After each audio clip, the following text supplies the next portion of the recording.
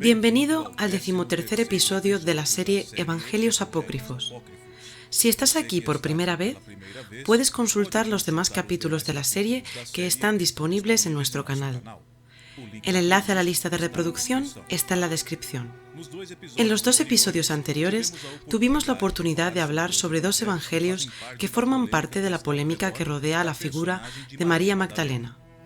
Esta polémica se acentuó a partir de los años 40 y el porqué de esto lo entenderás ahora.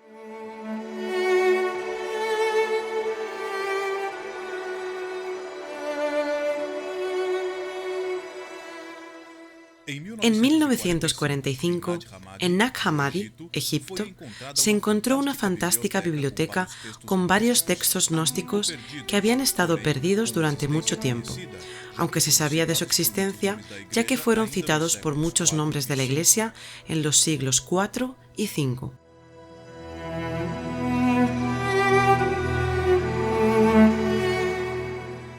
Esta biblioteca fue hallada dentro de una jarra sellada enterrada y contenía 13 códices de papiro envueltos en cuero. Los 13 códices traen 52 textos, siendo la mayoría de ellos gnósticos, y también 3 trabajos pertenecientes al Corpus Hermeticum, aquel referenciado por George Bain en su famoso disco África-Brasil, y también una versión de la República de Platón.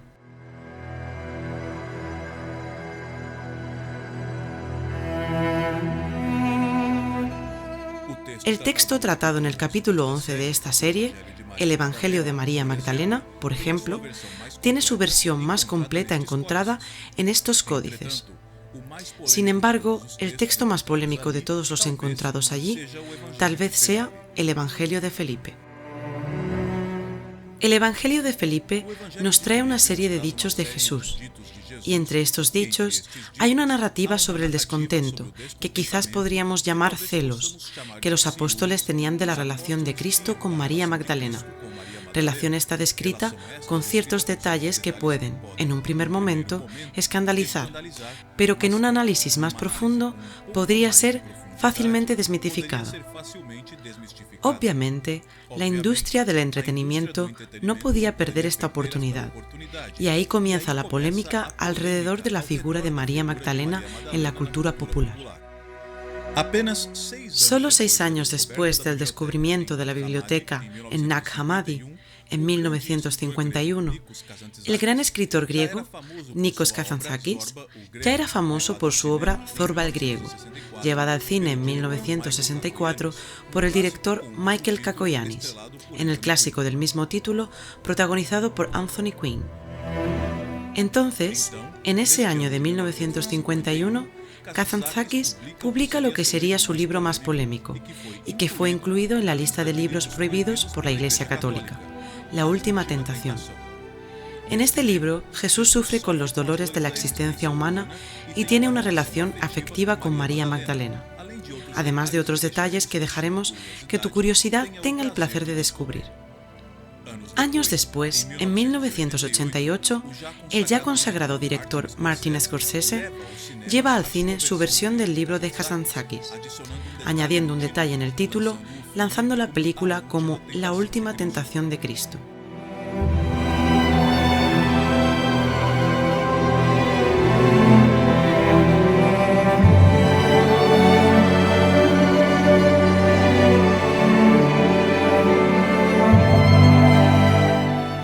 Hubo ataques a cines, amenazas al equipo que la produjo y prohibiciones alrededor del mundo.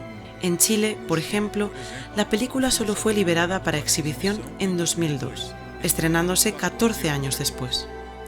Bien sabemos que las polémicas tienen efecto contrario y la industria utilizó muy bien las polémicas creadas alrededor de la película. Observa, por ejemplo, cómo fue anunciada en la televisión brasileña en 1992. Polêmico, ousado, proibido, beleza e poesia na história que sensibilizou o mundo inteiro. A Última Tentação de Cristo. O diretor Martin Scorsese passeia neste verdadeiro fio de navalha que separa o sublime do simplesmente humano. O filme é baseado no livro de Nikos Kazantzakis, o autor de Zorba o Grego, Para alguns setores da igreja, Kazantzakis ousou demais ao retratar Cristo como um homem comum. A última tentação de Cristo causou polêmica e protestos no mundo inteiro, inclusive no Brasil. Y la principal polémica no era solo el Jesús humano presentado en la película, sino la relación de él con María Magdalena. Esta polémica resurge en 2003 con el bestseller escrito por Dan Brown.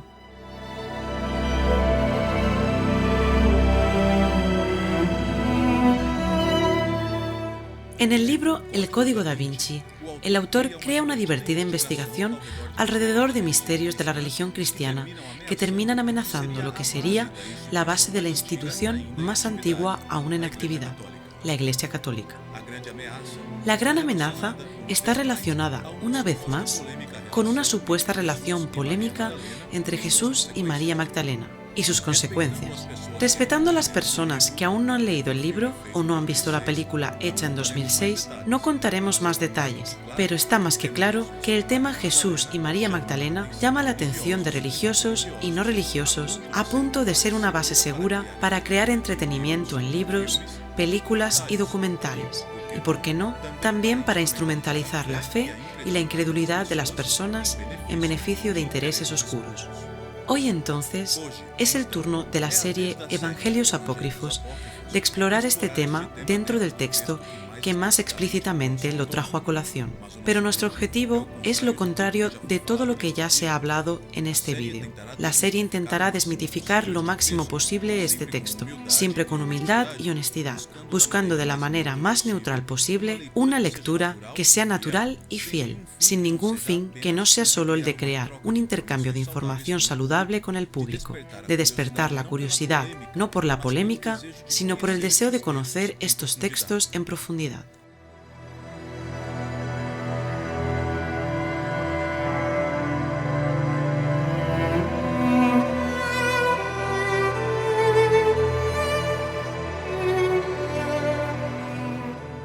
En el episodio de hoy trataremos el gnóstico Evangelio de Felipe.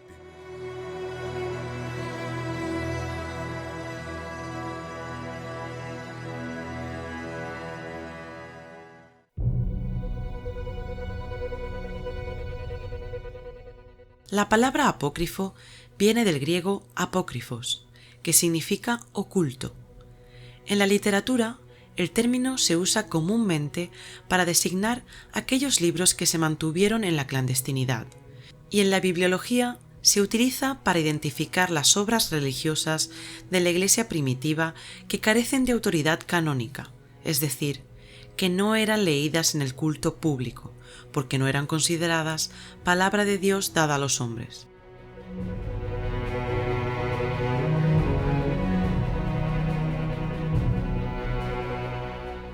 Vale recordar que el término apócrifo no debe ser considerado peyorativo, ya que su contenido puede contener verdades, sean ellas teológicas o históricas.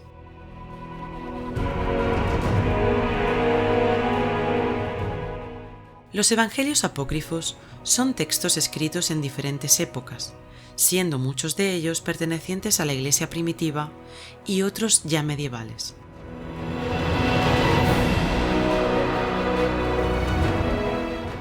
Esta serie presentará solo comentarios, curiosidades y referencias sobre estos textos, una guía para introducir los temas y para despertar el interés por profundizar en el conocimiento sobre la historia de la salvación.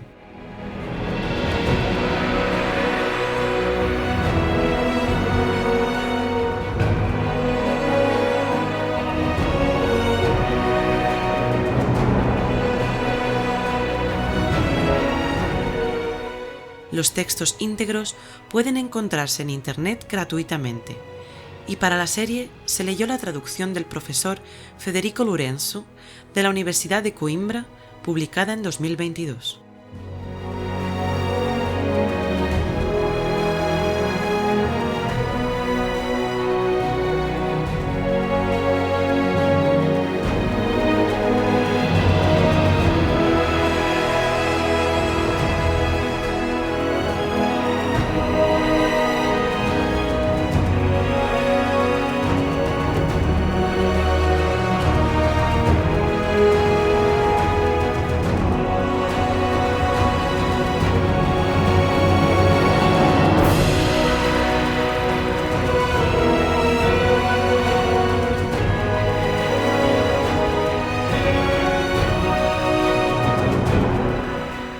El Evangelio de Felipe.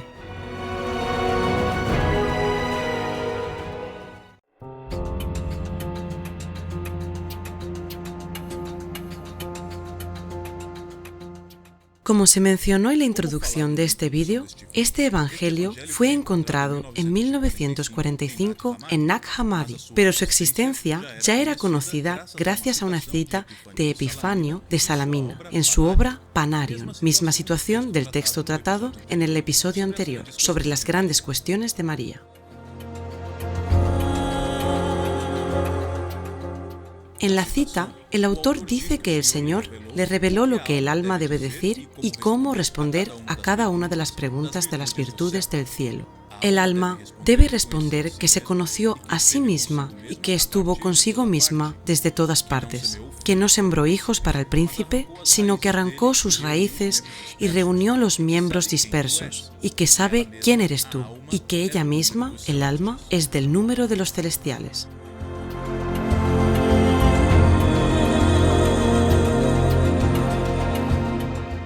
Realmente, prefiero no arriesgarme a intentar entender este texto sin tener acceso a la versión completa.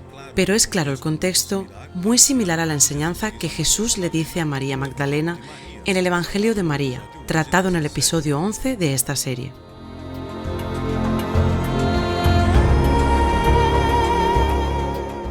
El fragmento del Evangelio de Felipe, citado por Epifanio, no está presente en la versión copta encontrada en Nag Hammadi, y algunas personas dicen que la cita no pertenece a la misma obra encontrada en los códices. Sin embargo, el texto del códice no está completo, lo que hace, por el momento, difícil afirmar si el fragmento de Epifanio forma parte o no del texto copto. Así que, terminada esta referencia de Epifanio, vamos al texto que fue descubierto en 1945. Este texto es una recopilación de enseñanzas, algunas de ellas atribuidas a Jesús y otras que dan la impresión de que son del propio autor. Son aleatorias y aquí haremos un intento de resumir y contextualizar estas enseñanzas.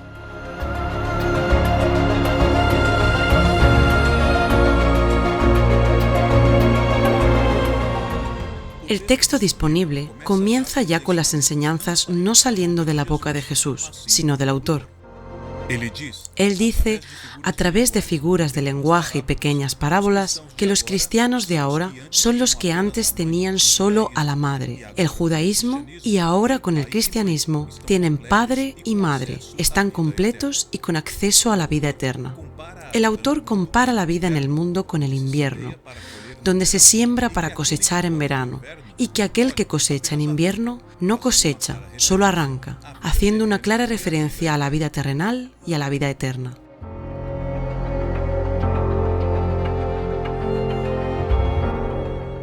Las enseñanzas siguen donde el autor destaca que la verdadera enseñanza de Dios fue tomada por los hombres y la humanidad volvió a recibirla completa después de la venida de Cristo, que la imagen de Dios es algo que nuestra mente ni siquiera puede concebir dentro de todo lo que conocemos en nuestra existencia, que los nombres que damos a todo en el mundo no son capaces de expresar las verdades de la eternidad y del reino de Dios, que la verdad es una sola, pero que se disolvió en varias para que pudiéramos entender el mundo, y esas verdades fueron manipuladas para esclavizar a la humanidad.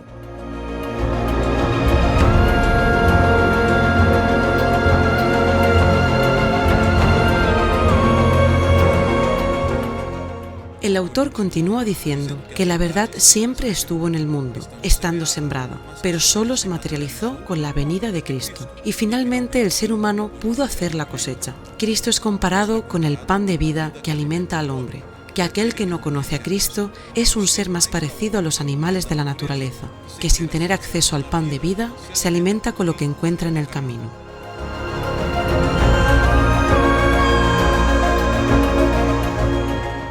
Hay un pasaje particularmente interesante donde el autor cuestiona a los que hablan del nacimiento virginal de Jesús. El autor dice que María no fue violada por los poderes del mundo y parece querer relacionar su virginidad a ese poder, no necesariamente a la carne. El autor llega a citar el texto de Mateo 16:17 para justificar su argumentación. Entonces Jesús le dijo: «Dichoso tú, Simón, hijo de Jonás, porque ningún hombre te ha revelado esto, sino mi Padre que está en el cielo».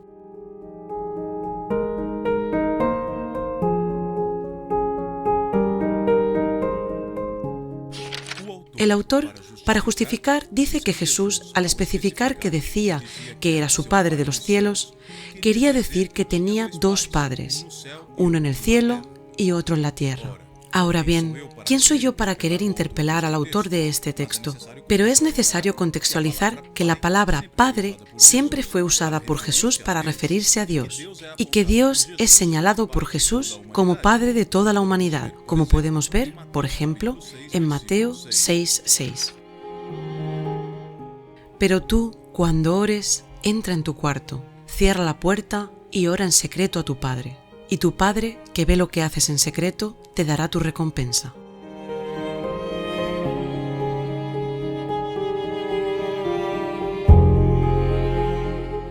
La argumentación en este caso me pareció superficial y poco fundamentada.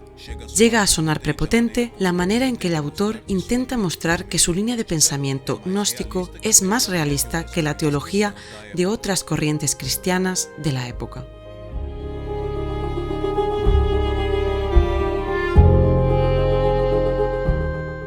El autor continúa con sus enseñanzas, hablando sobre cómo el nombre de Cristo está relacionado con su misión. Dice que Jesús primero se levantó y luego murió, cuyo significado, honestamente, no entendí. Además, esta parte del códice es una de las muchas que tiene partes dañadas que están ilegibles, lo que deja el texto incompleto y, en consecuencia, con mayor dificultad de ser interpretado. El autor prosigue y hace un tratado sobre la simbología de la resurrección de la carne dentro del cristianismo y también sobre qué sería la carne y la sangre de Cristo dentro de la Eucaristía, interpretación que se asemeja mucho a la doctrina católica que aún persiste.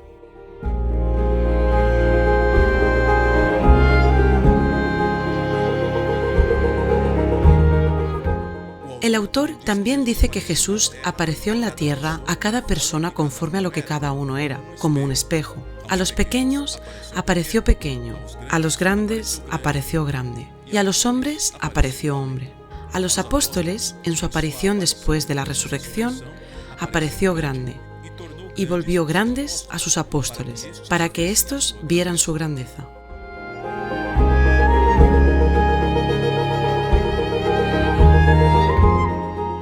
El autor continúa y explica que el beso es una forma de transmitir la gracia en su plenitud espiritual y que es por eso que nos besamos. Este tema del beso es muy importante para aclarar el tema de Jesús y María Magdalena, y vamos a retomarlo hasta el final de este episodio. Hablando de María Magdalena, es después de hablar de este beso que el autor habla de ella. Dice que 3 mujeres siempre acompañaban a Jesús, y las 3 se llamaban María. Una era su madre, la otra su hermana, y Magdalena era llamada su compañera.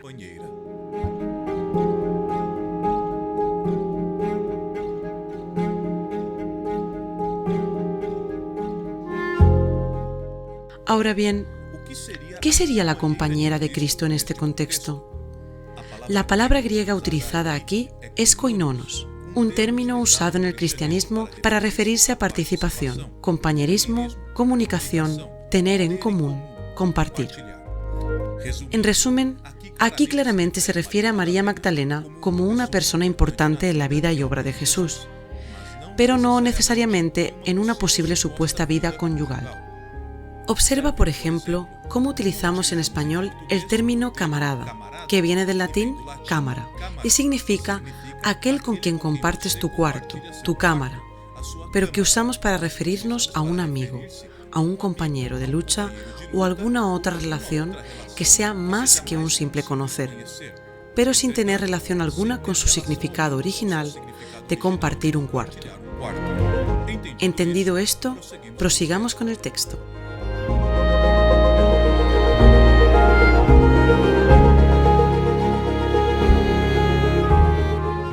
El autor continúa haciendo analogías y explicando con pequeñas parábolas los conceptos de la fe cristiana, la Trinidad, qué sería y cómo entender el papel de cada uno, Padre, Hijo y Espíritu Santo, sobre la corrupción de los poderes mundanos, sobre los que desencaminan a aquellos que tienen el Espíritu, sobre el hombre dominando todos los poderes que le son dados por la sabiduría del Espíritu.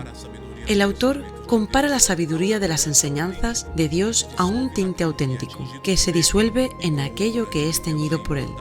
Y como el tinte de Dios es inmortal, los que son teñidos por Dios también se vuelven inmortales.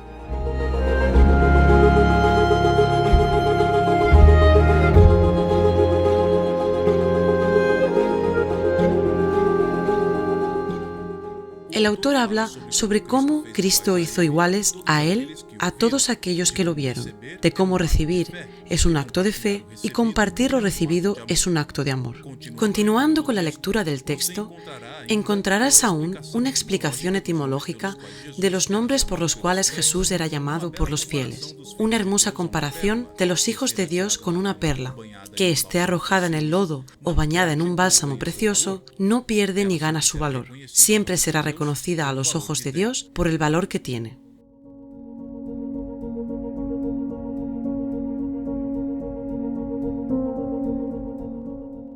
Se tratan temas como el sacrificio físico de Cristo y el espiritual de todos los hombres, sobre el ser humano que, pasando por la jornada de la vida, camina en círculos como un burro girando una piedra de molino, sobre la Eucaristía y, una vez más, sobre la relación de Jesús con María Magdalena.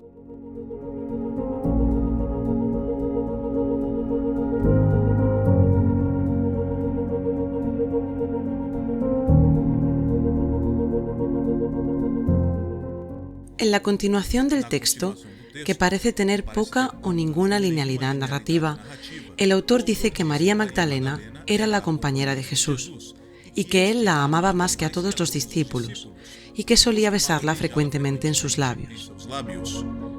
Los apóstoles entonces cuestionan a Jesús sobre por qué la ama a ella más que a ellos.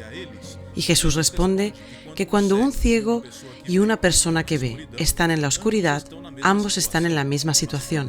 Pero cuando llega la luz, el que ve verá la luz y el ciego continuará en la oscuridad. Este pasaje del Evangelio es el pivote de toda la polémica sobre una posible relación amorosa entre Jesús y María Magdalena. Y aquí vamos a analizar este tema con calma y cuidado.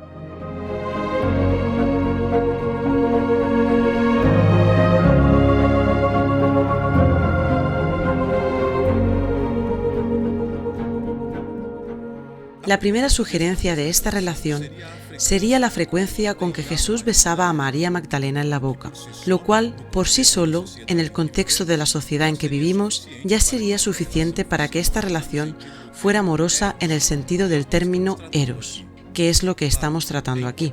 Claro, es importante dejar claro aquí que estamos hablando del amor eros y no del amor ágape, que es el amor de Dios, porque bien sabemos que este amor está muy presente en toda la Biblia canónica y está de manera destacada en el Evangelio de Juan, aquel llamado discípulo amado. No olvidemos que leer estos textos sin contextualizarlos y únicamente con nuestra mirada, sin considerar que son textos escritos no para entretenimiento personal, sino para instrucción y liturgia de una comunidad, puede generar confusiones muy grandes. Podemos citar desde el famoso escritor Oscar Wilde, que en el siglo XIX, en un injusto juicio donde fue condenado solo por su orientación sexual, utilizó la amistad de David y Jonatán como referencia para los crímenes, por supuesto entrecomillado, de los que era acusado, en un juicio que fue un giro en un proceso que el propio Wilde inició contra el padre de su amante por difamación, después de que éste dijera que él era un sodomita. El padre de su amante era el marqués de Queensberry, quien se hizo famoso por dar nombre al conjunto de reglas que sirvieron de base al boxeo moderno.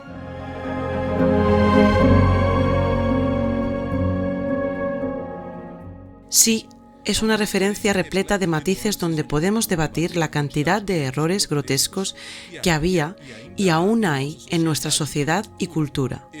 Errores estos que destruyen vidas, como destruyeron la de Wilde, y que podrían ser fácilmente evitados con un poco de comprensión y amor entre los seres humanos.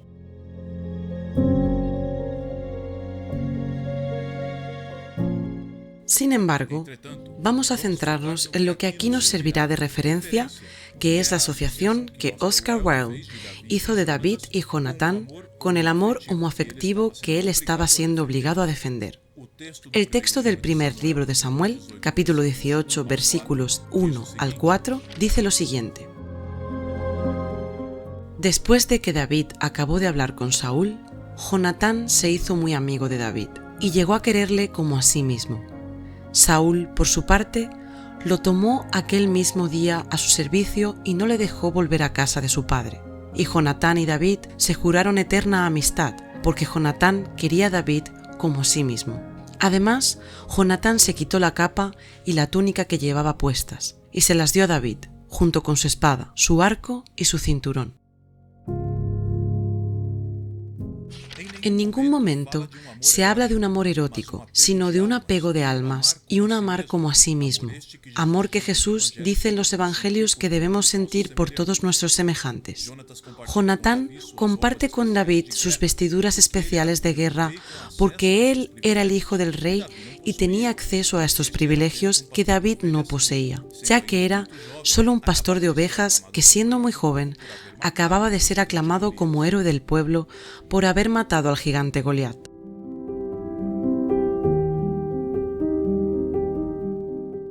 Los textos sobre la amistad de David y Jonatán continúan en los siguientes capítulos del primer libro de Samuel y en el primer capítulo del segundo libro también, pero ninguno de estos deja clara una relación amorosa. Utilizan el mismo lenguaje empleado en otros textos bíblicos para hablar de una amistad profunda y leal, especialmente cuando esta amistad trata de defender la vida de uno de ellos, en este caso Jonatán defendiendo a David de la furia de su padre, el rey Saúl.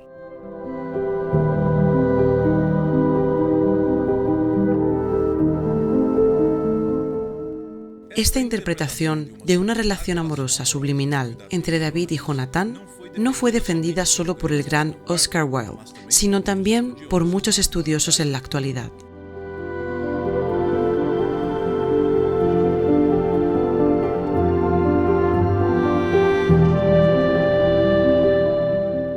Es difícil saber si cada uno defiende conforme a su sesgo, levantando dudas e indagaciones con el fin de conducir la argumentación hacia el fin que me conviene. No afirmo que no sea lo que estos pocos defienden, pero en mi interpretación del texto resulta difícil encontrar esta visión de la relación de los dos personajes como algo más que una profunda y leal amistad.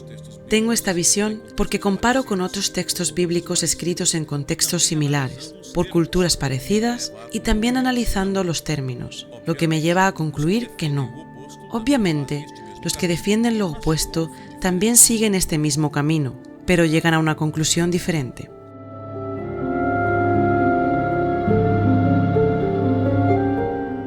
Básicamente, la Biblia deja claro cuándo hay relaciones sexuales entre personas, sean aprobadas o no por los códigos morales del autor. Buscar mensajes subliminales para algo que no agregaría nada a la historia me parece fuera de contexto de las Escrituras.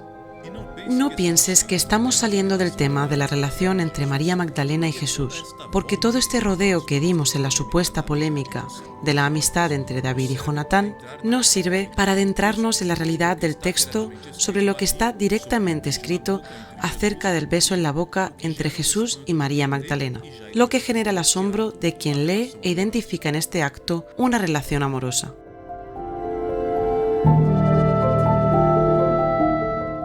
El primer punto importante a destacar sobre el beso en la boca en este Evangelio de Felipe es que parece ser una figura del lenguaje para lo que sería una expresión perfecta de la gracia de Dios. Veamos lo que el autor dijo unas páginas antes en este Evangelio. Todo lo que está entre paréntesis pertenece a partes de los códices que están dañadas o difíciles de entender. El que, por la boca, si el logos hubiera salido de allí, se alimentaría por la boca y sería perfecto. Los perfectos son fecundados por un beso y engendran. Por eso nos besamos nosotros también unos a otros y recibimos la fecundación por la gracia que nos es común. Así que, eso por sí solo, presente en el texto, antes incluso del pasaje que menciona el beso de María Magdalena, ya es suficiente para tratar el contexto espiritual y simbólico de este texto. Pero considerando que tal vez no estés satisfecho con esta explicación, entremos en el tema del beso.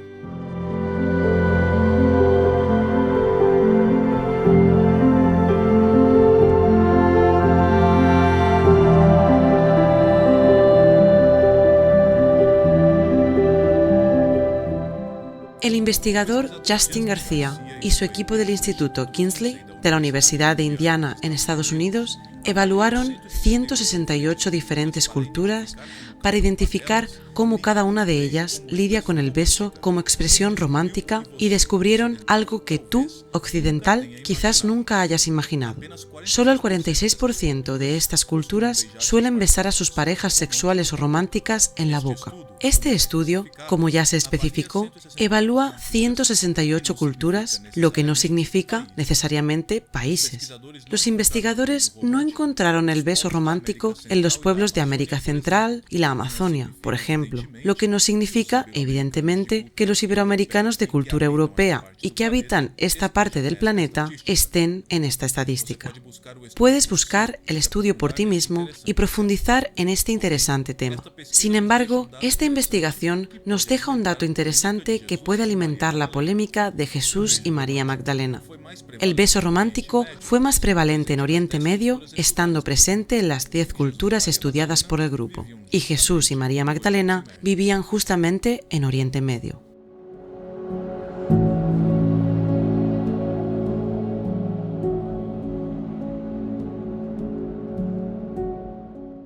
Puedes argumentar que este estudio se realizó en la actualidad y por lo tanto puede no tener validez para hablar del contexto de los tiempos de Cristo. Y tal vez tengas razón al decir esto. Así que también podríamos intentar observar el beso no romántico o no erotizado, que tal vez sea el más presente en nuestras vidas. Durante la vida somos besados por nuestros padres, abuelos y otros familiares y por amigos y personas cercanas. Y en muchas culturas también besamos cuando somos presentados a una persona por primera vez. Y puedes argumentar que ese beso se da en la mejilla, porque en nuestra cultura actual, por ejemplo, el beso pasa a ser sexualizado cuando se da en la boca, el famoso piquito, pero en muchos contextos y culturas el beso era el dicho piquito. ¿En cuántas pinturas vemos el beso de Judas dado en la boca de Jesús?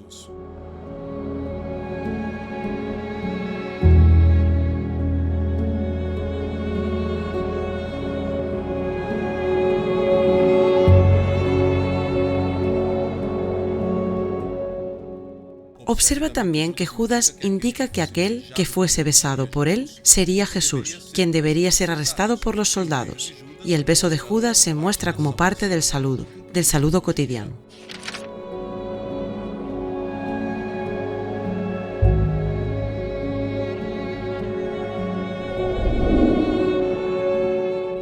Judas, el traidor, les había dado una contraseña, diciéndoles: aquel a quien yo bese, ese es. Apresadlo. Así que, acercándose a Jesús, dijo: Buenas noches, maestro, y le besó. Mateo capítulo 26 versículos 48 y 49. Y este beso no sabemos, solo presumimos que es como el beso que damos hoy al saludar a una persona, en la mejilla. Pero es importante destacar que no todas las culturas son así. En muchas sociedades, ese beso se da en la boca, un pico. Seguro que ya has visto esto en alguna película, inclusive en algunas películas bíblicas.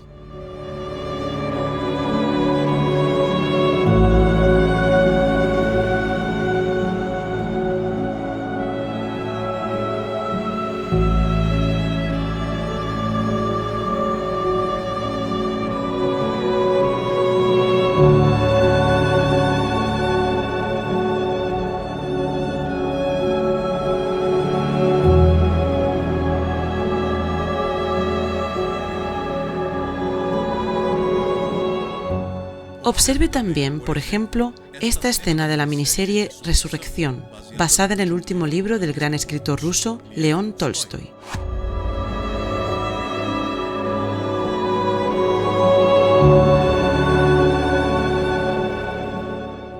Mire también esta divertida escena de una boda en el clásico soviético Tractoristas, de 1939.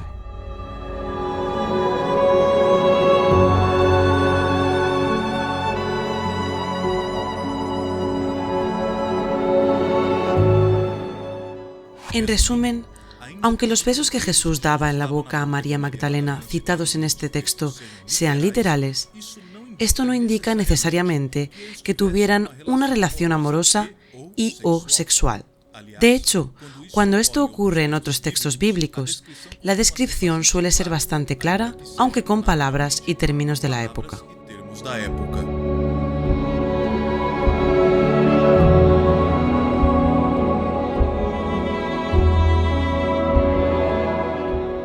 Y volviendo al texto del Evangelio de Felipe, el autor continúa explicando su doctrina a través de pequeñas parábolas y alegorías, tratando de explicar las cuestiones espirituales del cristianismo de su tiempo, muchas de las cuales aún nos afectan hoy en día.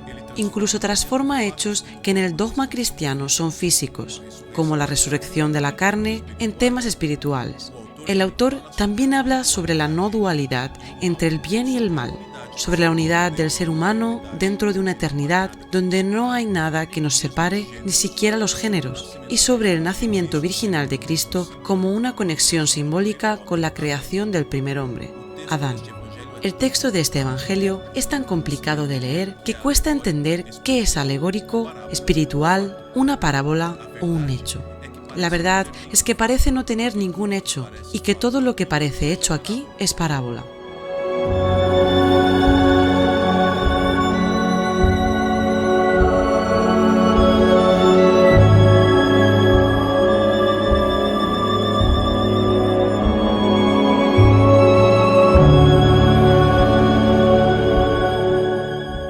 En un momento dado, el autor dice que San Felipe contó que José, el carpintero, padre de Jesús, plantó un árbol y con su madera hizo la cruz que posteriormente se usó para que, como dice el texto, fuera colgada su descendencia, y que su descendencia fue Jesús.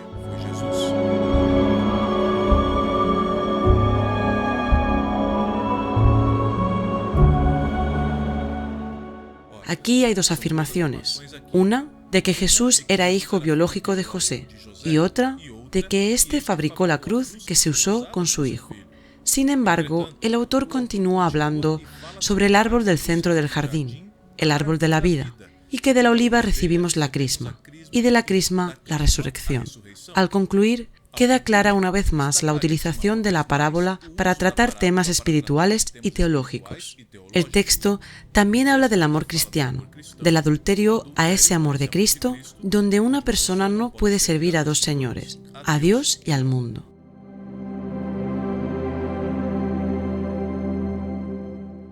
Efectivamente, este texto, a menudo confuso, no parece tener la intención de escribir algo que sea factual, biográfico o histórico. Tal como la alegoría presentada en el Apocalipsis, el autor presenta a Cristo y su mensaje como una bella esposa que es cuidada con mucho esmero por todos los miembros de su familia. En la cámara nupcial, según el autor, solo entrarán aquellos que se conviertan en, como el novio y la novia, representaciones alegóricas de Cristo y la Iglesia. También señala la ignorancia como la raíz del mal y del pecado, y destaca que el conocimiento trae la plenitud de la verdad al corazón de los seres humanos. Si reconocemos la verdad, encontraremos los frutos de la verdad en nosotros mismos. Si nos unimos a ella, nos traerá la plenitud. El autor también hace una hermosa analogía entre la agricultura de la tierra y la agricultura de Dios con el ser humano. La agricultura de este mundo está basada en 4 elementos. Se recolecta partiendo de agua, tierra, viento y luz. Asimismo, la economía de Dios depende de 4 elementos: fe, esperanza, amor y conocimiento. Nuestra tierra es la fe, en la que echamos raíces. El agua es la esperanza, por la que nos alimentamos. El viento es el amor, por el que crecemos. La luz es el conocimiento, por el que maduramos.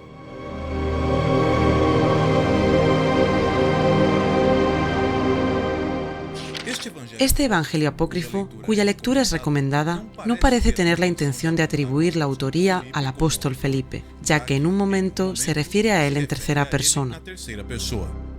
Sin embargo, existe la posibilidad de que su composición tenga origen en una comunidad fundada por este apóstol y que este escrito sea tardío, dado que el autor comenta y cita diversos pasajes de los evangelios canónicos para explicar su teología.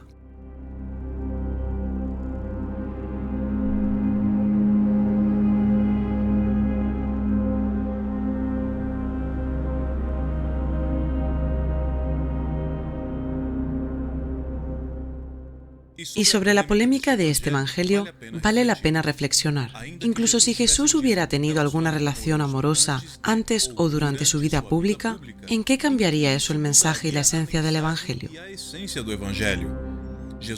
Jesús nació ya condenado a muerte bajo la espada de un cruel dictador en un mundo donde nada ni nadie está protegido de la maldad y la perversidad del poder. Fue un refugiado en Egipto, huyendo de la amenaza a su vida, así como muchos lo hicieron y continúan haciendo hasta el día de hoy. Tuvo el coraje de hacer que su propio pueblo se autoevaluara, despertando la furia de los poderosos entre ellos, mientras hacía amistad con los despreciados y considerados de poco valor. Tuvo el coraje de enfrentar el sistema religioso opresor y corrupto de su tiempo, un sistema pervertido por el deseo de poder y manipulado por la mano del imperio opresor que dominaba aquella tierra. Eran todos títeres de Roma, desde el sumo sacerdote hasta el rey.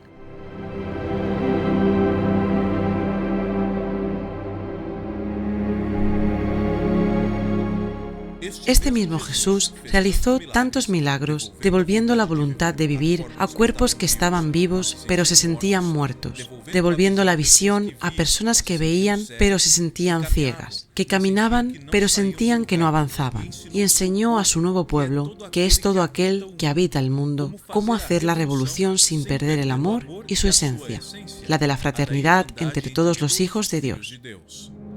Si este ser que fue, mientras estuvo aquí, de carne y hueso como todos nosotros, realizó todas esas obras, y aunque él hubiera realizado solo el 1% de todo lo que hizo, ¿qué importancia tendría una vida privada tan típica como la de cualquier persona en cualquier parte del mundo?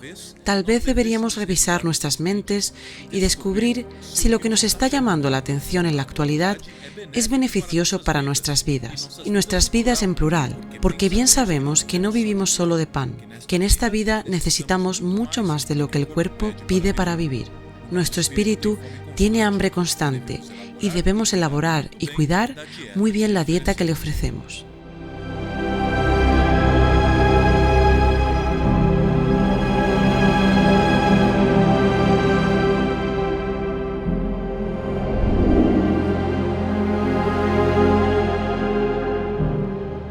Este documental no tiene ninguna intención de polemizar el tema, ya que no existe motivo alguno para hacerlo. Durante mucho tiempo, los apócrifos han generado más discusiones sobre si deben ser leídos o no que sobre la lectura y reflexión en sí de estos libros. Son parte de la historia de la Iglesia y del cristianismo, al igual que los demás libros de la Biblia cristiana, y en ellos encontramos las raíces en muchas tradiciones del cristianismo en todo el mundo.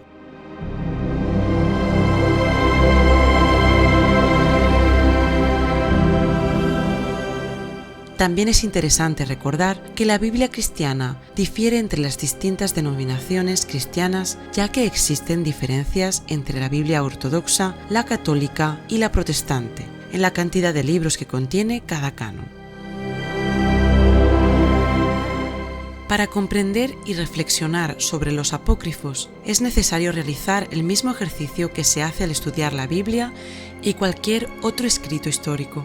Entender la época, el lugar, la cultura, el idioma, en resumen, el contexto histórico. Hay cosas que eran comunes hace 100 años y que hoy serían inaceptables. De esta manera, es posible suponer que al hablar de textos escritos hace 2000 años, el choque sería aún mayor, lo cual no es exclusividad de la Biblia o de la religión, sino de la historia. Así que, en el caso de esta serie, que tratará únicamente de los evangelios apócrifos, tenemos la oportunidad de consultar otras fuentes sobre las personas que vivieron con Cristo y también sobre Él mismo, dado que aquí hay un hecho que no difiere en nada de los evangelios canónicos. Todo lo que se escribió sobre Cristo fue escrito por personas que estaban a su alrededor y por las comunidades fundadas por estas y otras personas. El propio Jesús no dejó nada escrito. Yo menciono solo los evangelios apócrifos, porque también existen libros del Antiguo Testamento y epístolas que son apócrifas. La curiosidad por los hechos de la vida de Cristo y por los orígenes de la religión y las tradiciones del cristianismo está presente en diversos grupos de nuestra sociedad. La serie se realizó con la intención de satisfacer un poco del interminable interés por este que es, sin duda, el mayor personaje histórico de la humanidad: Jesucristo.